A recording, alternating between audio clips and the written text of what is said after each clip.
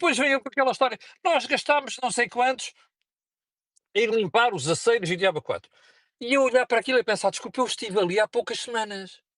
O que eu vi na zona da Covilhã, como também vindo, eu, graças a Deus, eu viajo pelo país todo. E muitas vezes em trabalho.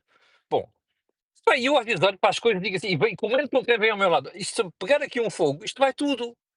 E desculpe, à volta da Covilhã, em algumas daquelas circunscrições e freguesias, aquilo é uma vergonha. Então o que é que a Câmara fez?